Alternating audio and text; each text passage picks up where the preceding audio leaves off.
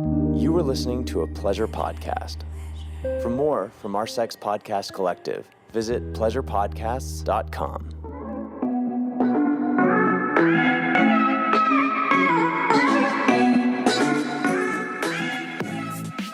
I'd be lying to say I'm not mentally on the struggle bus.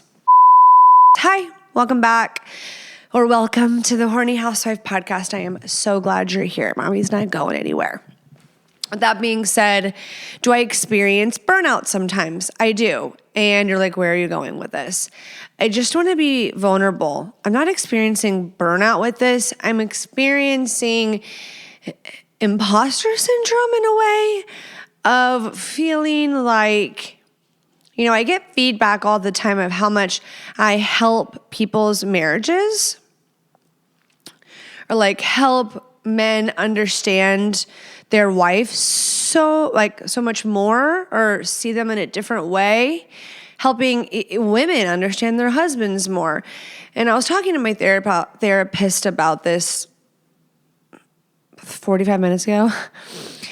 And I was saying, why can't I bring that into my own marriage? Like, how come I can feel so incredibly misunderstood? Or like, how come I can't take my own advice or articulate it in a way that he understands me, that kind of thing. And like, I'm ride or die. Like, I'm not about to be like, make some weird announcement. It's not like that. It's just feeling frustrated. TMI, but my birth control ran out of hormones, and I'm about to get that replaced. And again, that was TMI, but I physically feel different. I feel anxious. I feel emotional. I feel like I'm struggling. And it's all kinds of factors. It's parenting, which is so humbling right now for me. It's almost my birthday and I'm like 36. Like, not because I'm afraid I'm getting older. I just feel like, wow, like life just flies by and I don't want to take any of it for granted. Life is so short. Losing my mom, I think, really shakes up the perspective of like, seize the moment, seize the day. I've had a deconstruction journey of growing up really religious and then just having the mind fuck of like going from like woo-woo to hopeless, like we just die and go in the ground.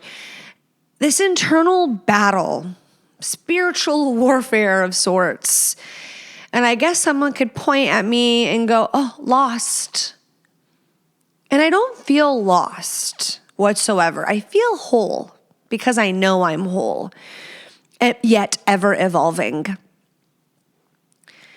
But I think it's fair to say that I've had some like really rough days the last 2 weeks. And a lot of people will look and be like, oh, like your marriage must be perfect, or oh, you must have the perfect sex life, or oh, if I had a wife that thought like that, or if I could be a wife who articulated, like, we're all fucking humans, dude, and I get scared to come on here and be vulnerable because of how mean people can be. I mean, shit, I've had stupid fucking bitch-ass neighbors where I hear something completely fabricated, not in this lovely new neighborhood, but in the old shithole neighborhood I used to live in. People just completely would fabricate something and you hear it and you're like, there are people that are genuinely just trying to hurt you, or like they're so bored that assume they have no facts, no information. They know nothing. And yet they enjoy talking about you. Jealous little haters. But for that reason, it's like I get scared to share how I really feel sometimes and what I'm going through as Jordan. Because sometimes there's evil little cunts that like to slip in the cracks to try to pull it apart more. And that's my own trust issues, my own insecurities. And that's why I go back and forth like, should I come on my podcast and like share where I'm at, obstacles I'm facing, how me and my husband choose to take them on as a team? You know, how we can rupture and then repair as a whole, as a family. If my child sees me get my feelings hurt and get emotional and cry and we're not going to not talk about it and sweep it under the rug. Some people grow up like that. I'm going to come down and say, it's okay. It's okay to cry. It's okay to be mad, to be sad, to be glad, to be angry. And we're going to talk about it and we're going to move forward. Like that's healthy. That's productive. That is impactful for your children. But while we know feelings are fleeting, sometimes, especially people who deal with depression and anxiety, it can be consuming. It can take my breath away. And so I just wanted to like put that out there. I'm done. I'm going to listener questions right fucking now. But if anyone else feels that way, you aren't hopeless, even if you feel like you're hopeless sometimes. And you're certainly not alone, and you're certainly not the only one. And sometimes we can convince ourselves that it is totally unique, that terminal uniqueness that I talk about. And that you can feel like, oh, no one really does know what's going on. And if you are in an abusive situation or anything like that, like, yes, you do need yes, you do need to share that with someone. But other than that, like let's talk about just the human experience and relationships, the ebbs and the flows, the hard, anytime you are consistently dealing with other people, conflicts will arise. And it's about what we do after. It's about what we do after. And like in this interview, which, you know, if this is too woo, if the interview, if you're like, wasn't my jam, I still think you can get something out of it. The women especially, and the men gaining a better understanding, especially if your wife is closed off sexually or has experienced any sort of traumatic event and because of that, it's impacted your marriage, like ding, ding, ding, ding, ding, ding, ding, ding, ding, like please stay tuned. But something that she mentioned was you may become aware that you're repeating a cycle in your marriage. Like we marry our parents. Calm down, don't freak out. But that doesn't mean, once you become aware of this dynamic, it doesn't mean, oh, I realized I was repeating a cycle, peace out, bye. I mean, are there people that she said this verbatim need to consciously uncouple? But that's not the first step. The first step is working on yourself. And if you have two willing partners, this can turn into your lover is your greatest teacher. And it's a beautiful evolution and a beautiful healing process. It does not mean we bounce when we see toxic dynamics. Does that make sense? So, okay, mommy got vulnerable. And that's really scary for me. That is really scary for me. Yeah, I'm going to leave it there. And we're going to shake that off. And we're going to dive into listener questions and talk shit about your life, okay? Because get me the fuck out. Let's dive in.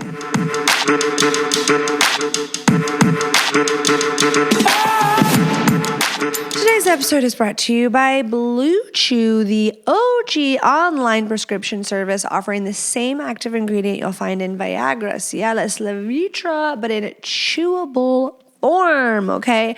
The process is so simple, very user-friendly, and what's to lose? You should give it a try. You could be missing out on the best sex of your life. Think of it like the gym or pre-workout for your dick, okay?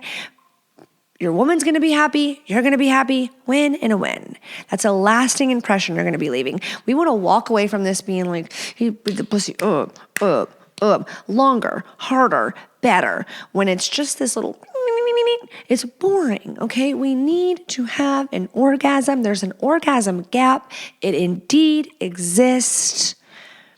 And when it's just womp, womp, womp, okay, whether you have ED or you're just looking to be your best self in the bedroom, Blue Chew has your back. No pharmacy, no doctor visits, no taking up half your day. It's too good to be true. It's 2025. What are you doing? Go to bluechew.com and use my code HOUSEWIFE at checkout to get your first month free. Again, that's bluechew.com, code HOUSEWIFE, or just click the link in the episode notes. Okay, we got 2 listener questions because we have an interview. They're juicy, they're good. If you want to write in, go to thehornyhousewifepodcast.com. Submit anonymously. I want to hear it all. We want to hear it all. Also, someone did write in and say, hey, where can I find the coupon codes? Like all the shit you talk about. Like, do I have to go through each episode and look in the notes? Is there like one place? There is one place. FreakyFam, FreakyFam.com has every code I've ever had ever. So go there if you're looking, links and all. Okay. Question number 1. Hi, I love your show, and I've been listening for about a year now. Long intros always included. Obviously love them. And slowly making my way through old episodes too. You've given me the confidence to try anal for the first time recently, and I loved it. Why am I going to cry? Like, I swear to God, I'm so emotional. I've been with my husband for 14 years and married for 6, so it felt exciting to try something new together. His first time too. It also felt surprisingly good. I'd rate it a solid 8 out of 10. Even though I had a great time and will do it again, this is like amazing. I can't help feeling like I won't be able to orgasm that way. Is it possible for a woman to come anally, or do I need to use a vibe at the same time? We have a great sex life and are strong communicators, and I love being submissive, so mentally I'm there, but not sure if it's physically possible. Love all the way from England. Oh, girl, you have the set up. Like, you are checking the boxes to have that A orgasm, okay? So you know how there's like a G spot, all the spots, there's an A spot. So it is indeed possible to have an anal orgasm. Now, if I know you said you're making your way through the old episodes, but I have mentioned this before, so sorry to my old listeners, but I'm going to mention it again, is to stimulate your clit, whether a vibrator or not, while having anal sex. And there's many ways and positions we could do this. Say you were doggy. This is not my first recommendation, but for some, this would be perfect for them. But say you're doggy. Let's just take it to where we generally think if you're having anal. You know, I'm on the bottom pillow princess anal girl. I think that is the most efficient, most comfortable, pleasurable, have an orgasm way to have anal sex. Just my opinion. Everybody's body is different. But say you're in doggy. You've got your hand and you've got access to there. So externally stimulating, rubbing your clit, you're like, wait, that's a clitoral orgasm. Indeed. But with something, with your husband being inserted in you back there, I promise, cross my heart, hope to die, stick a needle in my eye, that it feels very, very different. It feels very, very different than if you were to just get off from a friction, from a vibe on your clit. It just does. It's the constriction, the constricting, the muscles. 10 out of 10 recommend. Now, if you have some DP going on, if you have something inserted in your vagina while he is in your ass, kind of like the same feeling of like if his fingers are in your behind while he's having sex with you. My back door is open. My neighbors are like, what is going on over there? Horny Housewife Podcast, go check it out. very pleasurable, right? The feeling of fullness for a lot of women, they like. So I think you should try laying on your back, letting him insert in the behind this way, and try just maybe a pillow. What is that pillow called? The Liberator. You can get a pillow, whatever you want, to kind of hoist you up there, or if he's really strong, pull you up, or use your legs. Bridge, baby, bridge. And you're able to rub on his abs and or stomach, whatever's going on there, his lower pelvic region. And that friction, you're gonna have an orgasm that way. I believe in you. I know you can. I'm speaking it into existence. It is very possible. It may not be possible for you at first, just with anal sex, but I really think you should take advantage of your vagina existing and work to having an orgasm that way. And this could evolve. So start there. Now, I want to pass on some information, and I did find this on the Bad Girls Bible. Don't want to plagiarize. And it says 137 women explain what an anal orgasm feels like and how to have one. So I'm not going to sit here and read all 137 answers from women, but yes. So it's very, very possible. Obviously, I want to make it very known, men listening. I'm sure your woman will tell you, men listening, if you're getting inspired right now, if you're like, lube, please remember that the anus is not self-lubricating. Please keep that in mind. I was getting in the shower the other day and I was like, grab the lube because we knew we were going to be intimate in there. He's like, we only have what? Guys, the water washes off your natural lubrication. The anus is not self-lubricating, so you especially uber lube in the shower. The oil and the silicone ones, I wouldn't use a water-based one in the shower because I feel like it just goes away quickly, but an oil-based or a silicone-based, I would highly recommend in the shower because we want longevity. Okay, I've got them pulled up. Let's read.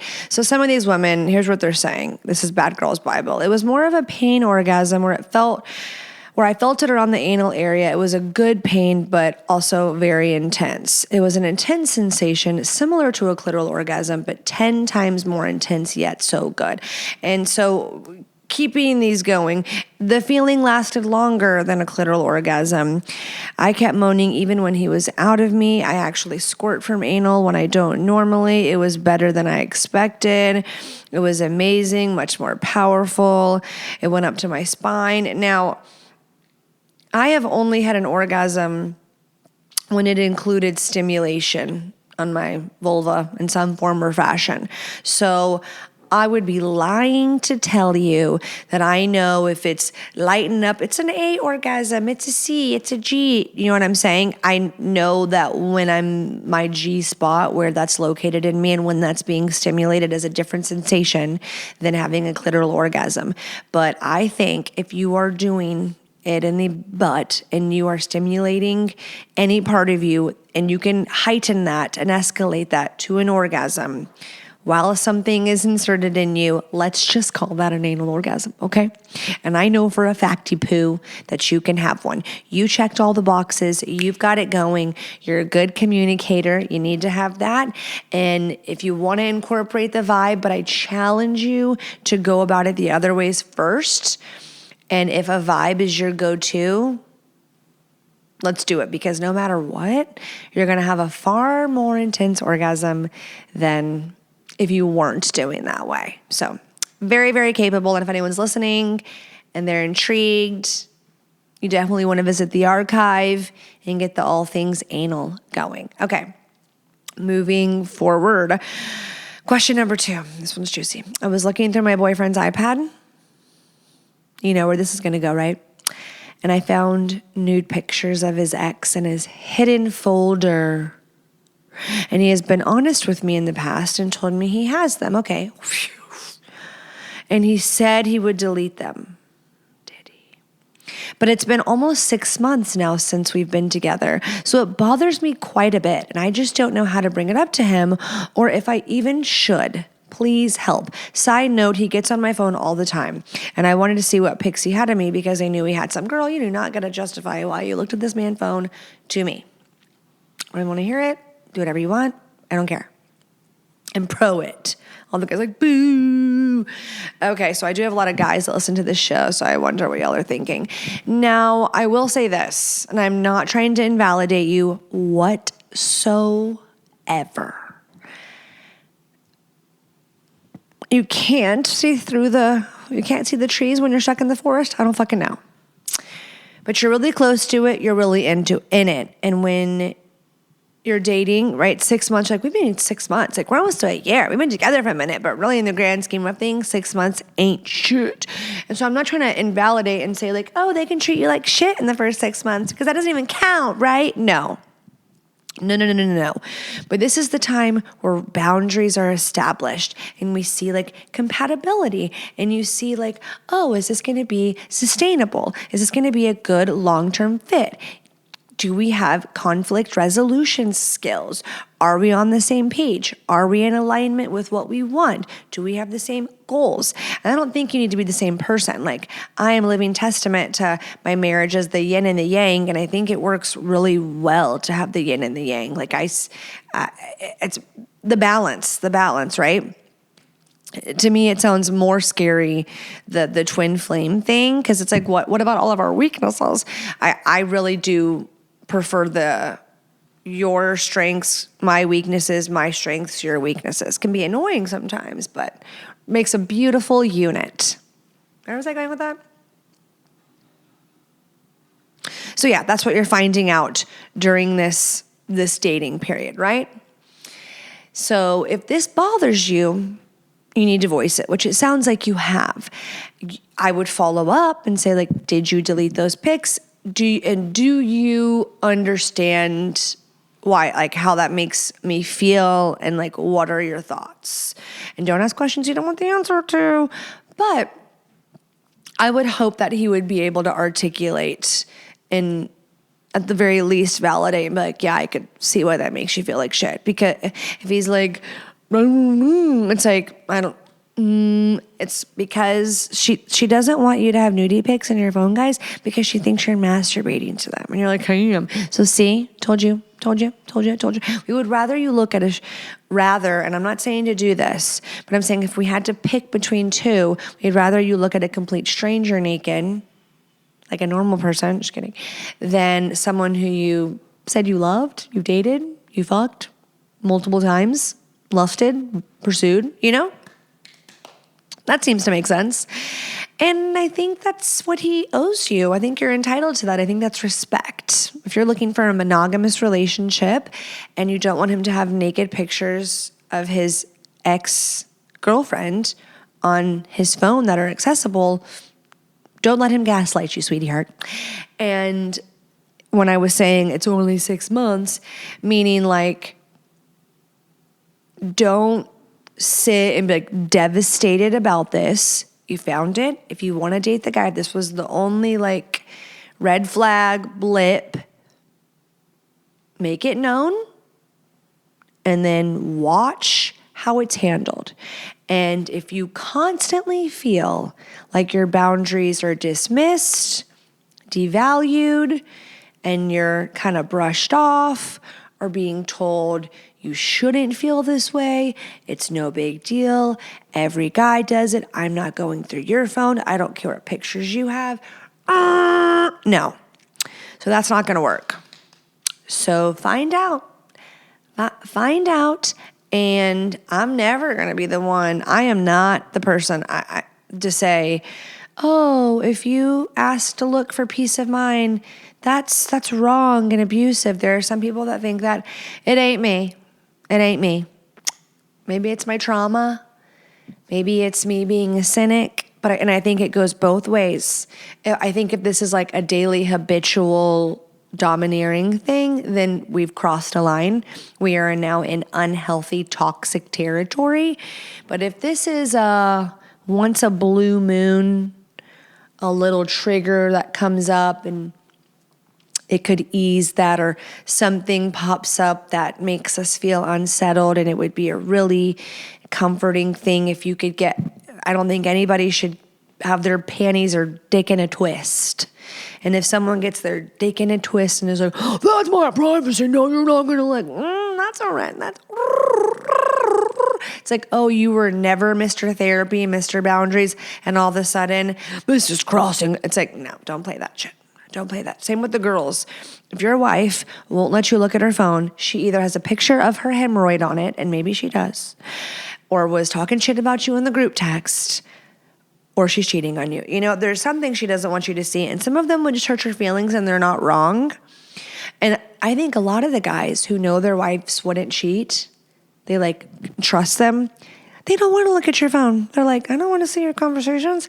I'm not trying to look at that shit. That's none of my business. And that is healthy. That's what it should be. As women, girlfriends, wives, we should not want to go look at their group chat. We shouldn't want to be doing that. That should be their moment, their time. If you feel like you need to gauge all of that, then there's a deeper, bigger issue. But when it comes to nudie pics, I think out of the respect for your ex, if you're not dating that person, you should remove those pictures. You shouldn't have them. I don't want, or maybe I do, I don't want any of my ex-boyfriends having nude pictures of me on their phone. Do I? I can't decide if I do or not. You know, my body was banging. But I think my body's better now, actually. Some girls were like, my pre-baby body, like, pass those out, send them around, show a friend, tell a friend to tell a friend. Maybe it's my boobs. It's because my pre-baby boobs, one was bigger than the other. So getting a boob job, like, now they're the same size. So maybe that's why. See, I can get vulnerable. Okay, that was fun. I would keep going. We could do these all day long. You're like, no. But Allana Banana, that's how you say it. It's not Allana, it's Elena. Elena Banana. Elena is coming on The Horny Housewife. She's going to shoot the shit with us. She's going to talk about your yoni pussy lips talking to you. What? And she's going to share a little bit about her own healing journey, the trauma she's experienced, and what led her to be like, I'm done performing for men, and I need to figure out what I like, what actually brings me pleasure, and how the root of that is feeling safe with your partner. So if that interests you, stay right here. If not, do what you want. I will be back next week with a bag-o-lation of questions. And hey, maybe a surprise technique topic of the hour. So write in if you want to write in topic suggestions, questions, whatever. I am sifting through the endless request to be interviewed on the show. I reached out to, I replied back to a divorce attorney who wants to come on the show. I believe she's also an author, but it's really intriguing and interesting. And we chat, record next week. So that one kind of sounds juicy because she literally, for a living, watches marriages crumble and sees the why, the how. And I'm sure when you see that constantly, you're like, if only the woodpecker sighed, the grass was so green. Okay. I love you. I love you long time. I will see you next week, and buckle in for Elena Banana. Let's do it. I know what I'm good at, and I know what I'm bad at. And you know what I'm good at? I know all about cannabis, hemp, THC, THC free. I'm a cannabis connoisseur, if you will. I'm picky and I give a shit and I care. And I want all the benefits, whether it's CBG, CBN. You're like, you're speaking a foreign language, sweetie. I want to tell you about Via Hemp. Okay, and how this relates to lovers and in the bedroom. They have a strain called High Love. It was originally a Valentine's Day drop for Via Hemp, and it was such a hit. And the feedback I get just from y'all who have tried it, 12 out of 10, baby, 12 out of 10. It's got pleasure-enhancing cannabinoids, an aphrodisiac herbal blend, and then a mild medium-ish dose of THC. And it's just the perfect pre-bedroom little treat, okay? The blood flow down here, nature's Viagra, according to me, give it a whirl. And Via Hemp has everything. They've got tinctures, vape, flower, topicals, gummies. They got a gummy for everything. They got a gummy for every mood, whether I want to focus, socialize, zen it out. And they have products with THC in them, different doses, and they have products with no THC. They're sleep gummies that don't have THC in them. They work amazing. Their products, the quality of their products truly astonishes me. Really good job. If you go to viahemp.com and you use my code housewife, you'll get 15% off your purchase. Must be 21 or up. And this, you are not required to have your card or live in a legal state. So you can go on Via Hemp and see what's available to you. They ship to, I believe, 48 states, I believe. So go check it out. And if you are a first-time orderer, you'll get a free gift. And if you place an order over $100, you will get free shipping. So go sift through their website. You will find something you want to try, and you're going to thank mommy when you do.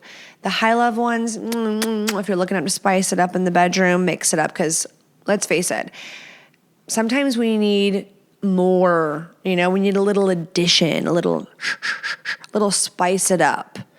Okay, we could feel connected, we could be all that, but we want that spark, we want that little feel good, that little fun, okay? And this is mommy's giving you permission. So go to viahemp.com, that's viahemp.com, and don't forget to use code housewife at checkout to save 15%, or just click the link in the episode notes. Our sponsor, Popstar, is the first supplement designed by doctors to promote semen volume, enhance semen taste, and support semen health. So if you are looking to not only sweeten your load, please be thoughtful and loving to your wife or girlfriend. Please. That's going to make her more excited about it. And you want her excited about it. You love enthusiasm. So you want her enthusiastic about that load? You got a little cum fetish? Or you just want to paint her face?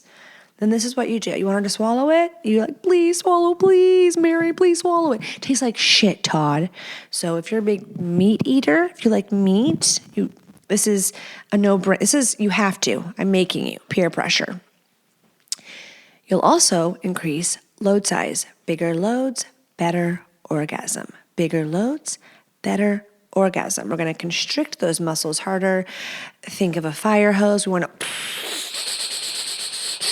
And supporting overall semen health, you're doing something good for yourself as well. Check. And right now, you can use my code HornyHousewife, and you will get 20% off your purchase. So go to popstarlabs.com/HornyHousewife to get 20% off, or just click the link in the episode notes below.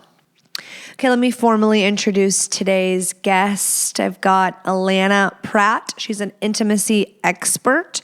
She also has a podcast called Intimate Conversations. We will talk more about that as well. She went on the Jenny McCarthy show, which is really, really, really, really cool. And she also interviewed Alanis Morissette, which is really, really, really, really, really, really, really cool. So she dives into the taboo topic of why so many women slowly disconnect from their sexual desire. So that sounds familiar in your household or with you personally, then you're going to enjoy this interview. Let's dive in. Okay, Alana, welcome to the Horny Housewife podcast. I am going to let you, before we dive into our conversation, fill my audience in, introduce yourself. Tell us who you are, and I always love to know how this became your field or your Yeah, passion. my shtick. Yeah, intimacy expert. I like to say intimacy. Into me, I see. And when I looked inside, I was not feeling very horny or juicy or any of those things. So it was up my own path to reclamation of my orgasmicness and my sensuality, no longer for a performance for a man, but for myself and my own joy. So yeah, I heal hearts. I've been doing this for 22 years. I have a podcast for the past 13 years. I'm an author of 6 books. And yet, as I said, I got into this because I really needed it. I was a hot mess. 2 divorces. Mom died, 13-year custody battle. It's been sexual abuse. Like, there's a whole litany of reasons why I was spinning in my head, hypervigilant, 3 steps ahead, trying to look good, make sure you liked me and didn't hurt me. And so when it comes to sex, my first husband I was actually a model in Japan and a dancer at the time. In my early 20s, I was a topless dancer. And I didn't tell my mom, but it was so fun. I was dancing with all these French girls, and they taught me, the man, he likes it when the woman touch the woman. I'm like, what? Me touch a woman? So we were dancing on stage and being sensual with each other as goddesses. And I'm like, holy shit, I didn't know all of this energy was out there. And they really helped me to claim my radiance and stop using my sexuality as a manipulation to use men to get attention and feel safe. And instead, from wholeness and fullness, give from the overflow and awaken his nobility and honor him and bring out his, maybe it's like bad boy daddy, but with an open heart. Like, just allow open-heartedness to rule my life rather than broken-heartedness. So if that is totally foreign to someone listening, or for society, for instance, right? I can only speak from personal experience, but for a long time, subconsciously until it became conscious, that was how I sought validation. Was like, I thought, my first romantic experiences, the first time I got cheated on, and he cheated on me with a girl that had the same name as me. Oh. And I was really unexperienced. That just kind of added to the but I just remember thinking I must not be good enough at this. I must not be doing this enough. I must not be doing this right. And then porn became the teacher when that, now I know it's that may visually look good, but that is not always what feels good, no. That's a performance. Totally. And then so now we're performing and arching our back like this and doing this because that's what we think that the men want and the men like, and that's me doing a good job, and then we forget about ourselves and our pleasure. Totally. Yeah. So same, 100% same. Dancer, S Factor, lived in Los Angeles for a while, all the pole dancing, I did everything under the sun to try to get my void, my hunger in my heart and soul filled by his attention. And I would sleep with men when I didn't want to. I would do things sexually that didn't feel comfortable. And then I would shame myself. And all of this, we could say, lowered my self-esteem, closed my heart, made me hate myself, feel ashamed, which lowered my radiance more, which made me even more needy and even more willing to sacrifice my values and my body. May I ask, did you grow up religious? No, okay. I did not. I grew up with an alcoholic and drug abusing father and a checked out mom. Okay. Can I ask, I'm being nosy, may I ask how old you were when your mom passed? I was 32. I'm 55. Yeah. Okay. My mom passed right after my 30th birthday, right? Wow. Totally unexpectedly. And yeah, I just know that's a shitty thing to lose, even though I know it's natural for us to lose parents, right? Yeah. What can you say, right? There's nothing that you can say to someone but I feel like there's a common bond when you meet someone else who lost their mom sooner than they should have. Yeah. Yeah. And then had to be, are you a mother? Yes. So then to become a mom, right? When you don't have someone. What a mind fuck. Yeah. I remember when my ex-husband, well, he's my ex-husband now, but the time my husband's mother came to help out, and I just wanted her to leave because she wasn't my mother. And I just couldn't even receive her support. I was such a bitch. But I was so mad. I was just mad. You It's felt not, robbed, probably? Did you? yeah, I feel robbed. Yeah. totally. Yeah, totally. Did your mom teach you about sexuality? So I grew up in a religious home, Yeah. and so church every Sunday, Wednesday, like purity ring, blah blah blah. And I had my own like deconstruction journey, like away from that, because I never felt at home at church. Like I always felt judged at church, and I don't know. I had my own journey with that, and I had supportive parents. No one was like, oh, how could you? What are you doing? I think my mom got chiller as she went, but she was definitely, still was a church going, faith, Jesus loving woman, and to each their own. But no, it was more so, here's a book about sex, and it was like, here's how chickens do it, here's how dogs do it, here's how people do it. And I was like, what the fuck? And Wow. but really, what the fuck book was that? But really, I was told by some girl with Barbies, and she like bent the girl's Barbie's legs back and then took the kin and then pushed them together and was like, this is what they do. And I was like, whoa. And so I learned, and then my parents thought I was a lesbian because I was like watching lesbian porn, when really I just like I just didn't know anything, and I was curious and no one was telling me. Yeah. So I think I like went into hypersexuality like at some point because I didn't know anything. Yeah, no, I completely understand. I think that's probably why I did all of the topless dancing and modeling and all that I did. I was trying to discover, is this sex thing my power? Yeah. Right? I really thought that was the only way, because I wasn't going to get paid as much as a man in the world. And I wasn't allowed to run the country yet. So it must be sex. That must be my only place of power. I remember the first time my mom never gave me the book about how they have sex, but she did take me out for dinner once, all by myself without my sister. So I was sure I was in trouble. And she drank a glass of wine, like in one gulp, turned it over, wine glass, said, "This is your vagina." And I was like, oh my God, I'm having the talk. But she basically just told me I would get a period. Like, what was that? She didn't even explain what that was. And Terrifying. and don't have sex or something like that. But she never told me, and here's like the thing. She never probably had. My mom never taught me that our bodies were meant for pleasure. And probably because she was not having any pleasure herself. But since then, I have learned that my yoni, like, it was numb. Jordan, it was numb. I was sexually abused. Okay. I dissociated. I couldn't even feel my labia, like totally numb. Inside my vaginal walls, couldn't even feel it. And if I used a vibrator, like a motherfucker, I could get a clitoral orgasm, but that was it. I did a lot of psychedelic somatic integration work. That's tier 1 in the body, trauma work.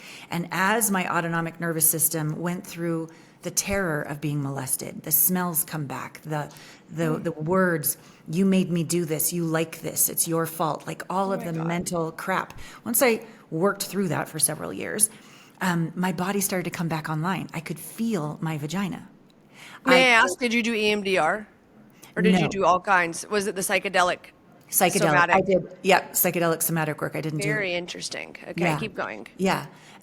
It started to come online along with a lot of grief and sadness and longing. And wow, I'm in my 50s and I haven't ever had a vaginal orgasm. I haven't actually had a loving relationship with my yoni. I don't even talk to her.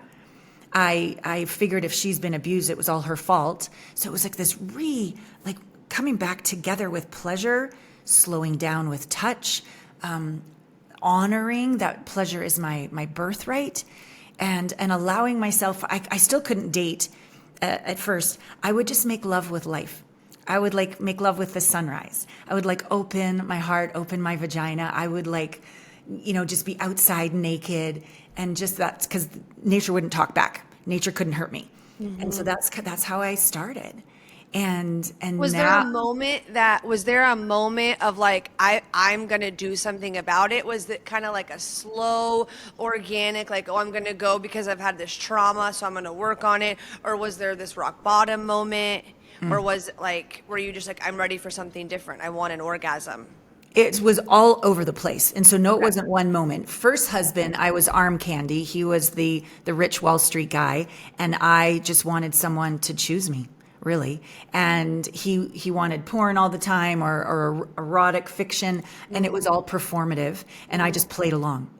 So that marriage ended, and I was deeply unsatisfied, unfulfilled. In the end, a lot of nasty things happened. But anyways, second marriage, mom was dying of cancer. And so I thought a man and a baby is a plan. So didn't do my due diligence, chose a man with a closed heart, because I had a closed heart. And again, sex, very performative, just to have a baby. And I didn't enjoy sex with him at all. I actually hated the way he smelled. And one of my therapists said, don't you dare ever marry somebody you can't stand their smell. I'm like, well, I'm married now and I got a kid. It's like you're animalist, like it's like they're pheromones. It's like we're supposed to, like that shows you're a match being attracted to them. Totally. Right. And I wasn't. I was terrified of him, but that was Get away. more, that was the wound. Here's what I discovered by the next boyfriend after the 2 marriages, was he was physically abusive. And I was so ashamed, Jordan. Here I am, this woman that can help marriages and help people find the one and do all this. And I've got this going on. But I was also terrified. He had all these guns. And he was, everybody loved him because he invested in everybody's companies. So he had, Don't you hate those? and he invested in my company, right? So I thought, well, so I'm gonna heal him and save him. That's what I'm gonna do. Until the abuse got so bad one night, and I screamed bloody murder until the police came and they put him in jail. So that, I would say that was like, I knew things weren't working. I was trying to fix things. I was trying to be a better girl. It was more like sprinkles on top of the ice cream cone of shit. Yeah. For the first 2 marriages, I'm just gonna try harder, right? And beat myself up more, thinking that, okay, that didn't work. And then when that happened, and I'm like, oh, I'm in a domestic violence shelter. I am humbled beyond measure. This changes now. And I had done ayahuasca 25 years ago, so I know I'm one with all. I've done every course, every therapy under the sun. I'm like, what am I missing? And that's when I discovered this particular use of medicine, MDMA and cannabis, psychedelic somatic institute. Two of my favorite things. Yeah. Okay. And I used it with the intentionality of bringing my autonomic nervous system back home. It was only then that I had the memories come back of being molested. I just knew I didn't care for certain people. I was terrified of men, but also terrified of women. Mom didn't protect me. She didn't leave him, and she sort of just silence treatment me. She sort of ignored the whole situation, including me. And it's like your nervous system had to adapt to that. So now you're living in this state of like, your nervous system is anticipating for the next shoe to drop. Like 100%. You're protection mode all the time. And sometimes with men or with women, you had both. Yeah, I have both. Well said. You are a smart cookie. Okay, so literally, it hasn't, so I'm 55. So I started this journey of psychedelic somatic integration when this happened when I was about 51. Okay. All these memories are coming back. My body's coming back online. I'm finally forgiving myself because my autonomic nervous system, this is what she does. She goes into a networking event or a dating event, and she scans the room for the abuser to survive. Nonstop, hypervigilant, right? So I will do business with a sociopath. I will marry a sociopath. They're the favorites, okay? So there's that going on that I had to forgive myself for. But I think one of the most beautiful things about this is when I'm coming home, I can forgive them, I can forgive me, and I can finally have oneness and get off this roller coaster of working my ass off, never taking a break. Because as soon as I stopped working, I would feel all this terror. But as long as I kept over-serving and writing another book and getting on TV and doing all this and getting an event, no, I can actually start to rest. So literally, I just took a sabbatical. Can you imagine? I took a month off after being workaholic, total hypervigilant, abused. Did that feel like a year for you, the month? It was so good. It was so good. And I realized all my actions, including sex, have always been to perform to please him, or all my actions have been to be a better coach to serve my clients, or all my actions have been to be a better mom so my son won't, reject me. All these things. Boy mom, I feel. Do you have any girls? No, just a boy. No, just a boy. Me too. Yeah. Yeah, we have a lot in common. Yeah. I like this. Very interesting. Yeah. So this has been the journey of coming back into my body. And now I take courses. I'm a coach and I also have coaches.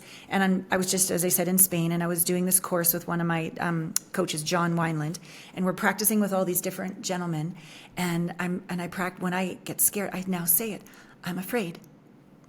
I don't check out. I don't push them away. I don't perform. I open my heart and I'm brave and I say, I'm afraid. And the men in this particular course slow down. They want to protect me. This is totally new for my nervous system. Wow. It is so healing. Wow. And they slow down and then they just put their hand in the small of my back. And I'm like, okay, I'm here. I didn't go anywhere. I'm still here. Let's continue. And the joy and the radiance and the sensuality and then their feedback, they say things like, I'm pretty. I'm like, what? They say, you're sensual. Really? And they're healing my soul. True things about you, but you had never had connection like that with that tied to sex, right? It was always just this robotic, or I don't know if robotic, but it probably looked great if someone was videotaping it, but you weren't in your body. I did all the archy back things too. Oh yeah, I know all the moves, but I was just honestly waiting for them to stick it in and get it over with. And so now, what is sex like for you? Well, in all honesty, I haven't had a relationship in several years, so it's sex with myself. I've had sensuality practices for the last year and a half in that particular coaching container. There's no touching of nipples, no touching of ass, no exchange of bodily fluids, but there's a lot of energy. There's a lot of breath. There's a lot of penetrating with your eyes, with an open heart. There's playing around with archetypes of being like the dark sorceress. But you can have an orgasm doing that. 100% juicy, like your pants. I'm like, oh my God, I need to change my panties. Yeah. Old juiciness, eroticism, turn on, and sometimes you don't even touch. Sometimes you don't. That's amazing. Do you know who Dr. Tara is, by the way? Maybe. Okay, I'm sure if you looked her up, because she does a lot. She went to a retreat where they guide you just verbally to an orgasm, and she was like, I had the most insane orgasm of my life with zero touch, and I was like, I believe you. Yeah, yeah.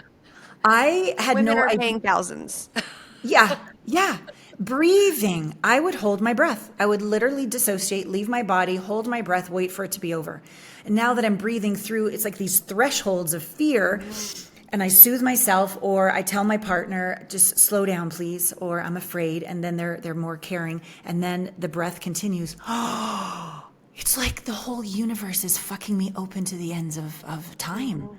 And then the penetration of his gaze, and he's not going anywhere, and he's spaciousness and depth, and I just get to let go. It is so healing, and it's so yummy. It's so hot. So this is my new kind of sex. I made this kind of makes me cry. I made a commitment to myself that the next time I have a lover, we're going to meet my yoni together. We're going to have a ceremony, and she is going to be honored. I have never, ever done that in my whole life, ever. Well, it sounds like what you're doing is you're experiencing like emotional safety for the first time. Yeah. Where you can just be raw, vulnerable, and those, you telling me what those men say gives me like full body chills, because it's like, what a beautiful healing environment. Like, that's amazing that you found that. That's a gift. Totally. I mean, Well, there's lots that exist, but I had never heard of something like that. That's amazing. Yeah. Well, I do believe I believe the universe is listening. And I interview enough quantum physicists on my podcast to know that it's true, that the field is listening 1 million times a second, giving us feedback to our frequency and vibration. Not exactly our words, but the frequency, our words and our thoughts and our emotions and can you ache and be hungry for honorable touch with an open, brave heart, right? Yes, you can.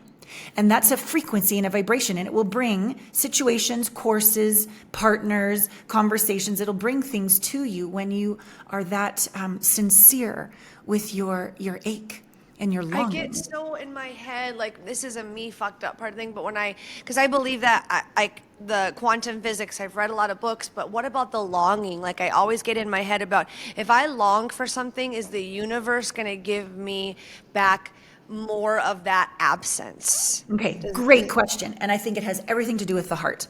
So Okay. let's exaggerate. So if we close our heart, do a permakegel on your vagina, and the only thing left is your head, right? Because your body is shut down. And now we long as needy losers, right? Like, oh, I'm desperate and I need you and I long for you because if you come, then I'll finally be good enough, right? It's an emptiness and a void because we're not in our body. We shut down our body. And so we're trying to be filled from the outside in, approved of from the outside in. But if we take a breath and then we open our heart, and it's scary as fuck, but all the way open it, soften your belly, soften your vagina, and then long as your soul talking, long as the valves of your heart whispering, long as your vagina lips aching, to be slowly caressed. And from that place, long from an open heart to be met by nobility.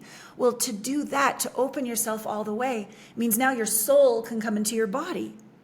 It means your vibration. We know this from heart math. Our heart has a field, I think it's 4,000 or 5,000 times greater than our mind. So we're sending out the vibration of an open heart. That's science. Our soul light can come into our body, and then we truly ache. And there's a different flavor. We're not aching to be good enough. We're aching to be met by love, by consciousness. We're aching for orgasmic union with the universe through two bodies. It's a different longing. And you can do that going for a walk in nature. You can do that having a shower. You can do that during your prayer or meditation time. You can do that as you write your profile online. Yeah. It's all who you're being. And it requires, I believe, an open heart and being in your body versus a closed, terrified, traumatized body trying to control life and be safe. I suppose, and so when that's how you show up, I guess that's when you attract that partner who can meet you there, because that little cynical side of me, that little bit of man hater in me from my own man issues, daddy issue, all this. Yep. I'm like, well, as women, we're wired differently. How do we find a man like this? How is there men that are intentional like this? I have men that write in that are like, yeah, well, my wife experienced trauma at whatever age, and she doesn't like when I do this, and this, and I love her and I care about her and I just want to make her feel better, and they don't know how. What would you tell men on how to show up for their wives? I would say send her to me to heal her autonomic nervous system so she's back in her body, because she has every right to be terrified of you, but it's not you personally.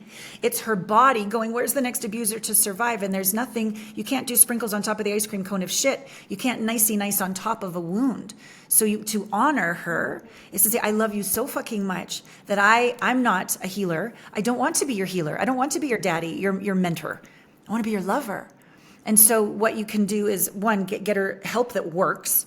And I tried things for 20 years, and this is finally what worked. Okay, so this use of medicine that I now facilitate with my clients. And then the other part is be so slow. Be so slow with her. Put your hand on the small of her back. Press your belly against her belly. Breathe her. Breathe in together, breathe out together. If her nervous system is way up here, breathe and exhale down into her belly. Is that what co-regulating Yeah, is? co-regulate with her. Spoon her a lot. Praise her a lot. Tell her how beautiful she is. Tell her you got her back. Tell her you're not going anywhere. And allow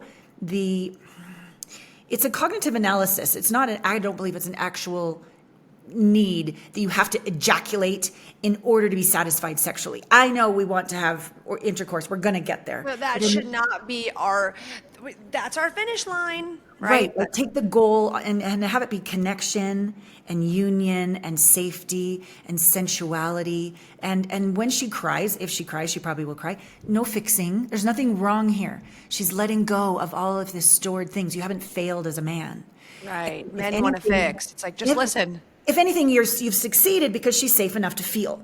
Yeah. Yep. Right? Yep. It's actually a win. So rewire it as, oh my God, it's a win. And if she has a lot of emotions that are too much for you to handle, which is a lot, a woman's storm, then again, you send her to somebody who you're going to provide support for her to heal with a coach like me. Because it always does come back to us, right? It's like if we can't, like your story, you'll keep matching. If you're closed off, you'll get closed off. Yeah. And also to have a little bit of a check on yourself. Sometimes women who find partners who have been very abused, they attract partners that the man likes to save. So just have a check-in, men. How much of your worth is based on saving her, fixing her, being the rescuer? Like, there's nothing wrong with being a provider and a protector, but if your worth is based on saving somebody, you're outsourcing your worthiness to an outside circumstance. So it might be, for those, some of you are listening, I don't know if you can see my hands, but they're kind of like up and down. So tilt them to the side. If you're trying too hard to save her, you're not allowing her to stand up on her own. You're actually pitying her. She might be wounded, but she's not broken. I don't think hearts, they can break open and have a bigger heart, but I don't think we can break our soul. Right, correct. I agree. She's had things happen to her, but she's not broken. So there's nothing to save. Don't pity her. Get up under her, physically and emotionally, and vision a world where she's healed, you're right, standing upright, not having to save her, and you're both having these erotic moments of breath and connection and sensuality because you're going to heal together in this relationship. And you're going to be her rock. You're going to be that depth of consciousness where she can finally heal. You will be her hero. That's how you can save her, not by fixing her, but being that energy. That's really good advice. That's really good advice. Okay, what about women as we're getting older, how our drives change? Like, or maybe they don't if you do the work like have you feel like you've always been a high drive female? I feel like I've always been a high drive, but I'll tell you, like, I've been with my husband 10 years. We go to therapy together. I go to individual therapy, and that's just like, he was raised LDS, so I think that's all I need to say. And so there's a lot of like undoing and shame and around all kinds of things, including sex. But I have noticed, like, being a mom, I have a lot of listeners who are mothers. They lose their identity, or that becomes their identity, and then they lose like, oh, Jordan. And I feel like I've done a great job of it being very intentional to not do that. But I see it happen all around me where they lose it and then they stop connecting, and now they're like roommates, and now we're like great teammates, but there's no erotic energy. Like, how would you advise a couple or anyone to tap into that? How do they create that atmosphere? Yeah. Well, it's like two polarized magnets when you were first dating, like the masculine, feminine pole, and we're going to have dates. Like, do you go on dates? Do you have weekends away? When is your time to, like, you go be with the ladies and he goes out into nature, or he's with the guys? Like, are you creating any of these polarities of magnets so that you have the attraction again? Or are you, as you said, becoming teammates and you're on the same team, but there's no polarity happening? You're just, your roommates. So you have to create polarity somehow.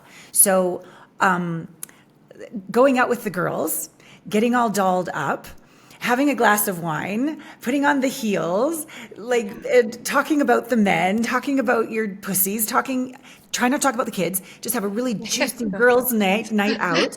You're going to come home feeling juicier than you would. Right? And same with him. If he's going to go out, go into a cabin with the guys out in the woods and just be by the campfire and, I don't know, do what guys do, right? Grapple and, I don't know, do what you do. Do what you do. Like, fill yourself up with your masculine energy so that you come home and you're ready to, like, fuck her to the ends of the universe. You're not going to want to do that when you come home after grocery shopping or going to Costco and then putting the kids to bed. Like, you need to create polarity. I would say that we get in these routines and they become so predictable. And I always say this, I'm like, predictable is boring, Yeah. At some point it's inevitable, but I feel like there's always a way to like reignite it. And I think what you said, the polarity thing, it's really easy to let that fall at the wayside. Yeah. And the other thing I would say is, like, date night's nice, but a lot of times, I remember being on Jenny McCarthy's show once, and she's like, That's so cool. She's so great. She's so great. We go out for dinner, and all we do is talk about the kids. Right? That's all we do. So the rule, so I said, okay, so this is the advice I gave her, is you go out, you don't use your phones, and you ask sexy questions. So you don't get to talk about work, you don't get to talk about the kids. You're like, first you get to say, tell me something you like about me. And you go back and forth, and all you get to say is thank you when they tell you what they like about you. Ooh, and that opens your heart. And then tell me something you think we're aligned on. So that brings you on the same team if there's any fights in the space, and you need to remember that you are facing the horizon together. Okay. Third question could be something like, tell me a way you like to be loved. Or it could be, tell me a way you like to be touched. Tell me something you're afraid to tell me. Tell me something you want me to understand that you think I don't fully understand. Now, the key back and forth here, again, we're asking a question, and the other person, all they get to say is thank you. No interrupting, no rebuttals, no rolling of the eyes. No, but last week nope, shut up. Okay. Practice listening and sit. Shut the fuck up and sit in the fire and just say thank you. And thank you doesn't even need to mean I agree. It just means I hear you and I understand, because a lot of connection, a lack of connection, because we don't feel understood.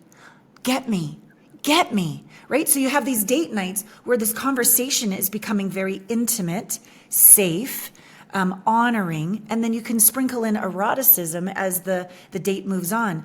Tell me something you like about oral sex. Tell me something you like about the way I touch you. Tell me a way I could touch you even better. Not tell me a way you don't like that I touch you. Tell me a way that I could touch you give you even more pleasure, right?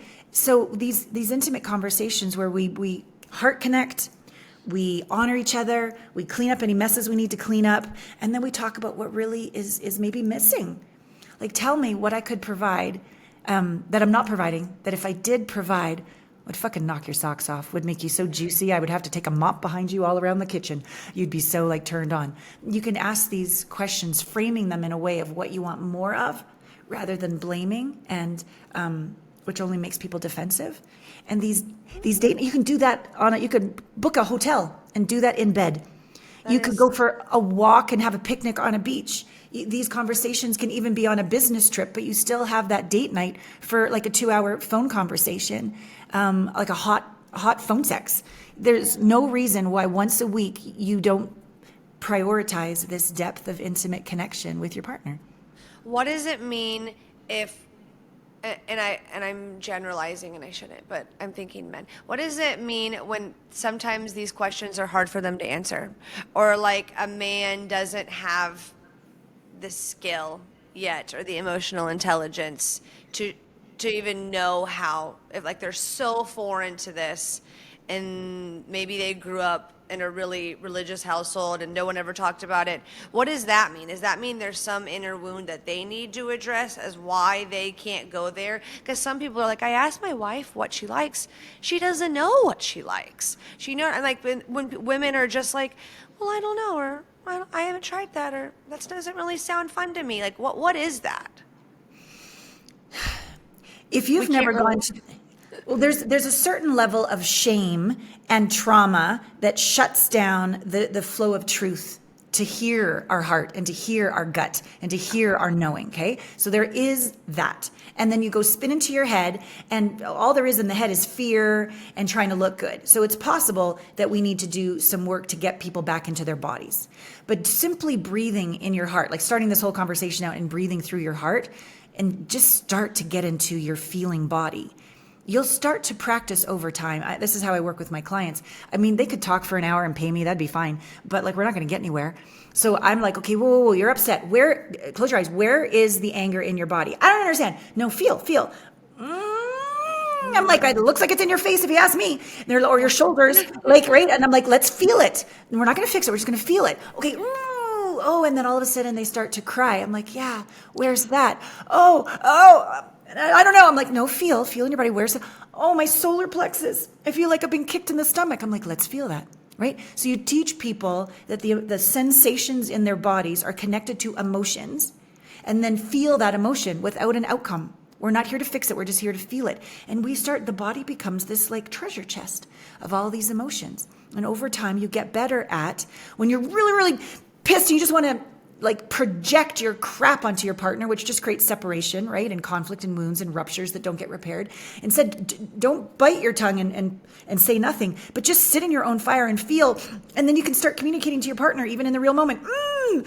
Mad. And that's ownership as opposed to blame or projection, which creates justification and defensiveness and separation. Mm-hmm. And then you're like, maybe you can't even talk right. It doesn't matter. You don't have to be eloquent. Late.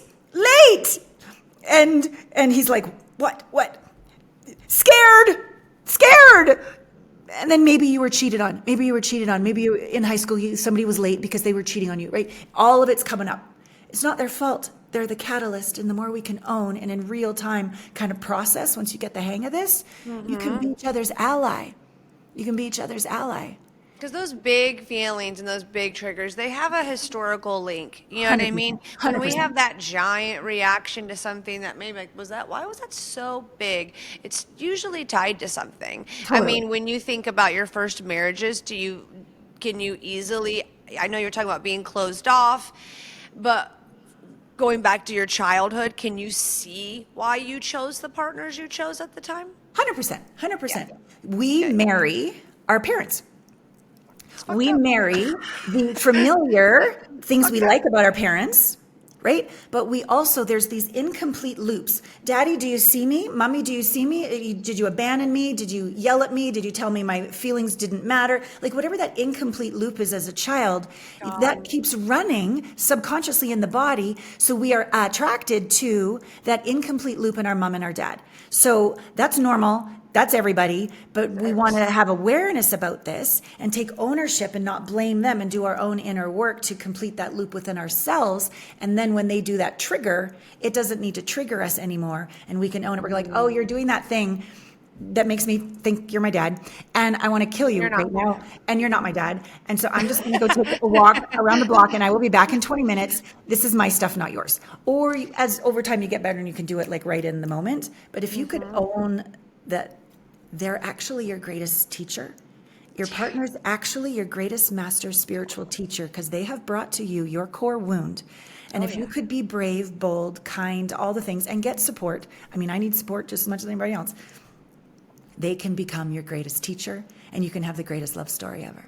Yeah, I was like, and some people think like, oh, okay, well now that I know that, I have to get a divorce. And it's like, wait, pause. No. If two willing partners. Thank you. If we've got two willing people, Yeah, we can do this. Yeah. The only thing is it's tough because we don't want to fix the other or force the other or control the other to do the work. So hard. So we need to learn to be self-ownership, inviting. We need to praise. We need to be patient to a degree to have two people do the work. And if over time, when you're taking ownership, you're doing the work, there's positive changes happening. You're inviting more positive change, going to an intimacy workshop, hiring an intimacy coach, all these kind of things. And still over time, they're not doing the work. Then, okay, we can talk about consciously and fulfilling. But wow, two partners that both do the work.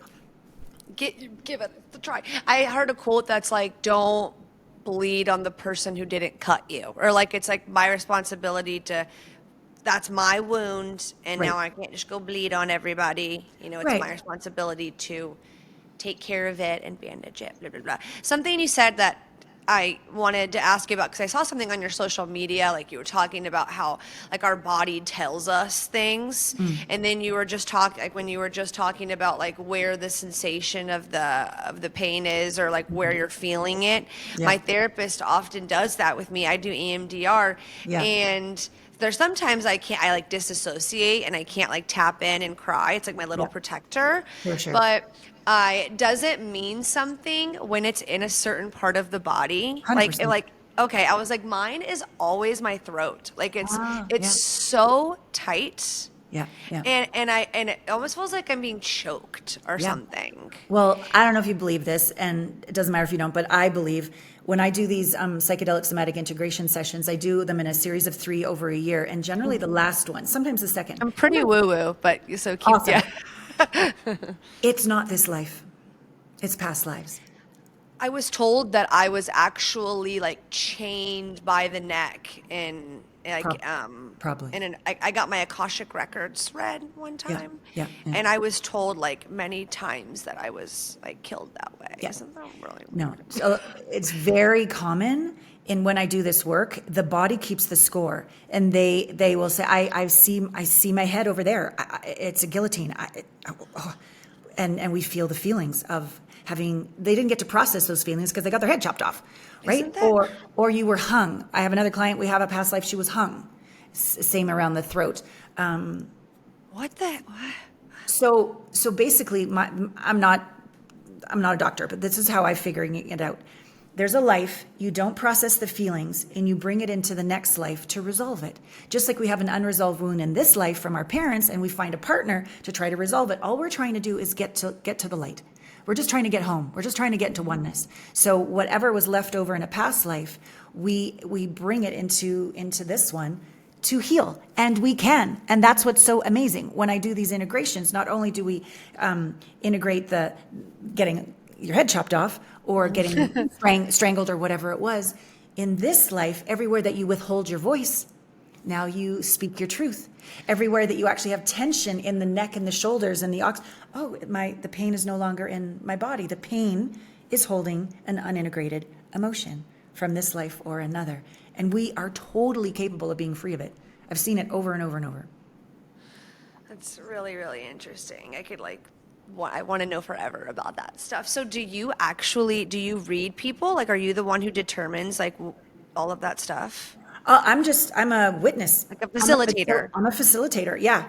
I do have, now that I've done this for so many years, I have many, I guess, superpowers. Like I can see things. You do.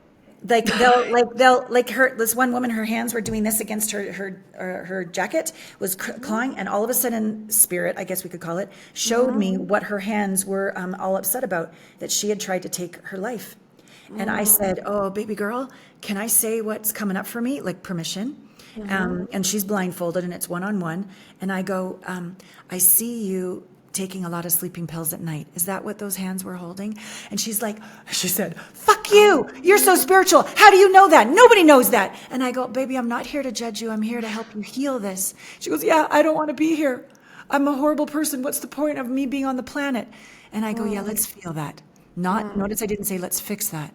Let's feel that. Because feeling through self-hatred will get back to zero, to compassion and self-love. But trying to fix self-hatred, that's a judgment that you shouldn't hate yourself. Well, you're already hating yourself. Now you're hating yourself that you're hating yourself. It's not going to do any good. So it's not going to do you any good. We allow it all the feelings. No feeling is wrong or bad. It's just taking us home. It just wants to be witnessed, and it's held in the body. It's like the body's like, please witness what it was like to have my hands tied behind my back. Please witness what it was like to not have a voice and have my words shunned. Please witness what it was like for me to be maybe molested or raped, killed, ignored. Please witness what it was like for me to have my needs not matter. That's all our body's trying to tell us with these emotions. Right? It's like you don't want to live in this like stuck feeling, like terminally unique or like forever misunderstood. It's the most lonely feeling.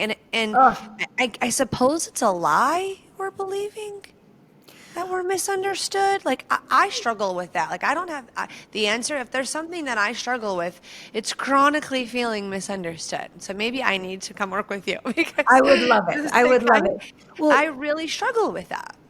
So there's you today talking to me on this podcast. Then there's you, your body, which is different. Your body has every right to have been misunderstood. It's real. From our analysis as an adult, we have a different point of view, but the body is still aching. Hey, I was not understood this life. I was not understood that life. They friggin' hung me or strangled me or killed me. I was a witch. They did a witch hunt. I was pretty misunderstood in that life, right? Yeah. So this is real, and it's held in the cells of your body as energy that needs to be honored and acknowledged for its experience. So when I'm in these sessions and someone's like, how could you? You stabbed me. This is literally last weekend. She's like, I'm being stabbed. It's all in my back and I'm dead, but they're still stabbing me. They're enjoying stabbing me. And she couldn't process that level of betrayal, atrocity. And they said I could trust them. They said they loved me, right? So all that's held emotionally in her body from betrayal. Another life, right? Mm-hmm. So what do you think she attracts in this life? Husbands that betray her, men who betray her. Totally. And she's waiting for it. Her body's prepared, waiting. her body's actually looking for it. Oh So my God. right?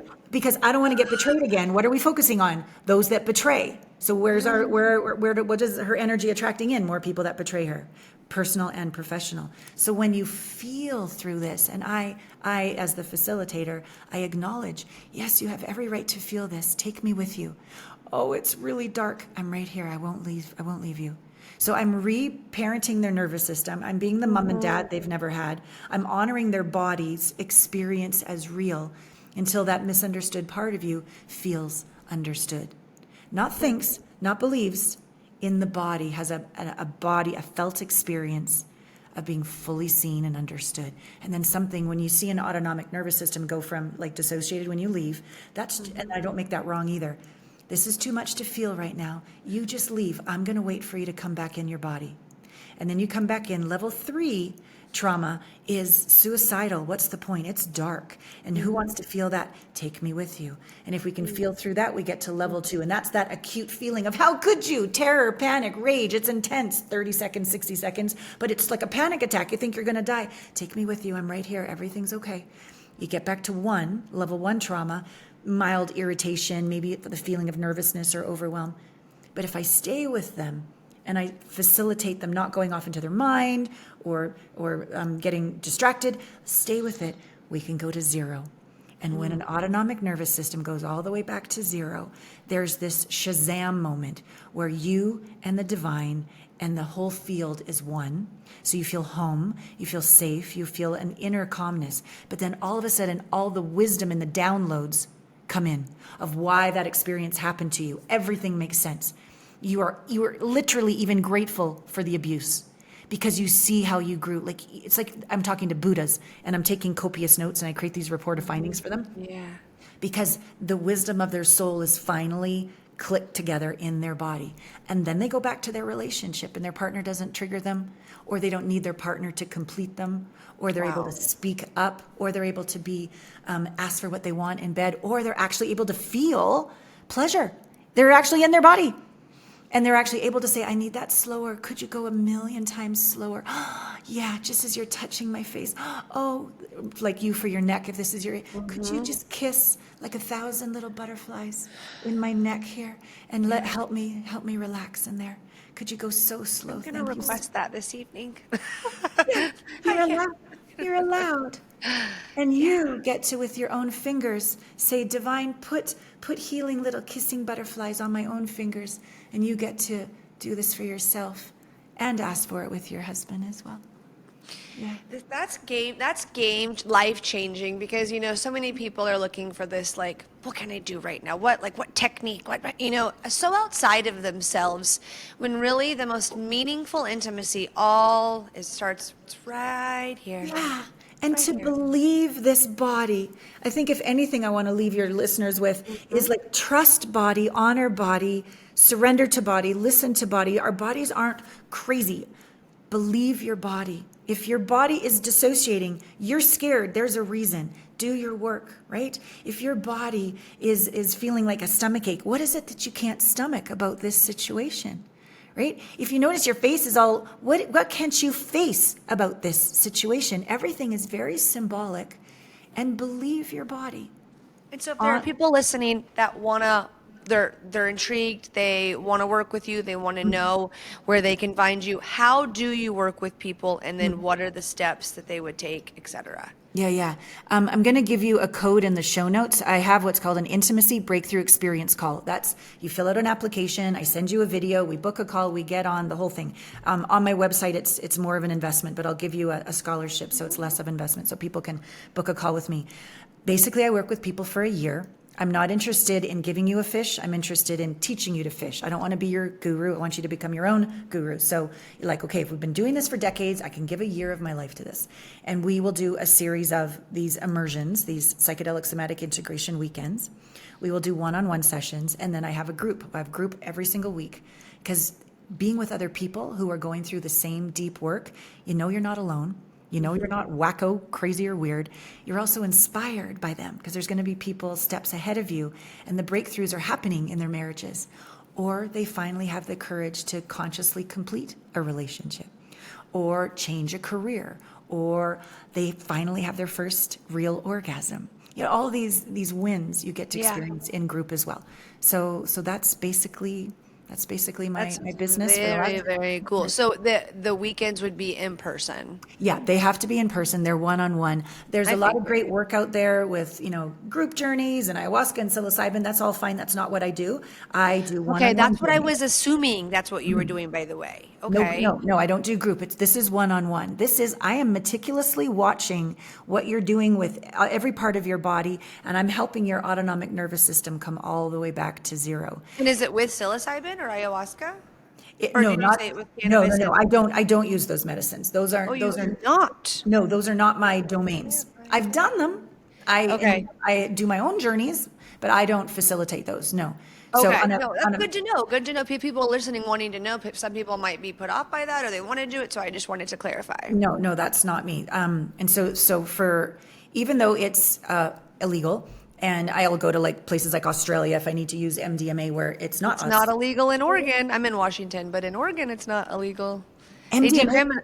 They decriminalized that's why there's lots of problems, but they decriminalized. Like you'll just if someone has like meth on the street, they just get a ticket. Wow. So, amazing. Yeah, but you can get psilocybin. That's cool. Yeah, and that's legal. And cannabis is legal. Mm-hmm. And it's basically a conscious relationship with a medicine to stay in the body and check in, not check out. And to partner with the medicine in the body and a facilitator to support your autonomic nervous system in coming home by feeling what you haven't been able to stay in your body and feel, and help your body get all the way back to zero so you can have that integration and that 0 point of wisdom and homecoming, and then bring that presence in your own self to your intimacy and your body and your relationship. And then we've got to get on the court and practice. We've got to have the tough conversations. We've got to practice not, breaking those old patterns, not blaming them, all the other things that are pretty common out there. But to me, this is the magical piece that allows for breakthroughs that I personally couldn't have until I did this work. And it's so beautiful to see. And people's you have an incredible story. Oh, thank you. Yeah, it is. And you can see, I know you're on the computer screen, I'm looking at you, but how you can feel someone through the screen? Totally, yeah. So you can feel me. You can feel the love of what I do. You can feel it. Yeah, this is what I'm on the planet to do. And it was a real hard journey to get here. But now that I get to be free, I can't believe this gift to others. I cannot believe that you're 50 years old. I'm 55. Yeah. That's insane. I would have never guessed that. By the way, I think it. Thank you. Are you aging? You're like Benjamin Button, going backwards. No. I don't do Botox. This is the real me. What? I believe that. Because I see people after these journeys, after a year, they look younger.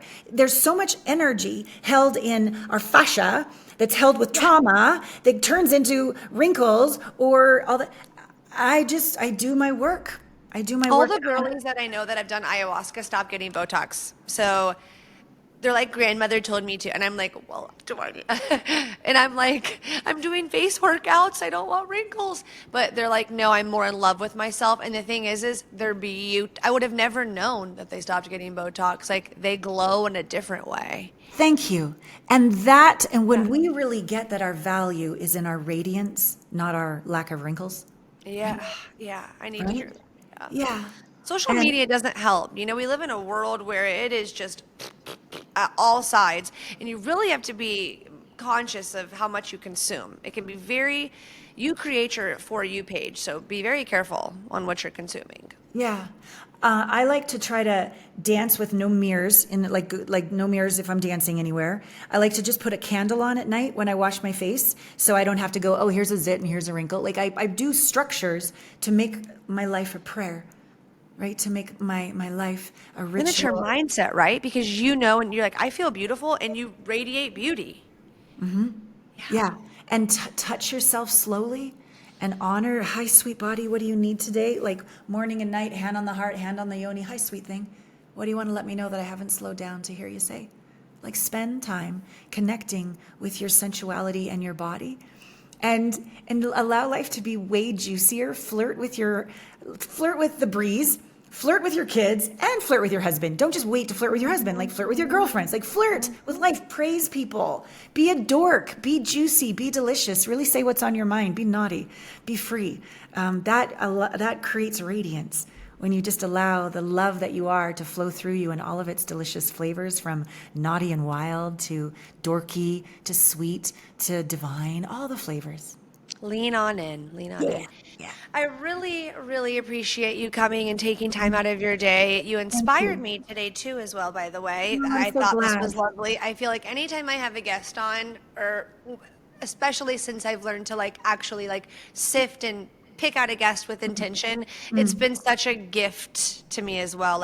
I know I'm doing this for the audience, and I want to aid for everyone, but it really helps me too. I'm really appreciative. Oh, that's how I stay a student of life, is by interviewing people all the time. There's always something else to learn, and the more I know, the more I discover I don't know, and it allows.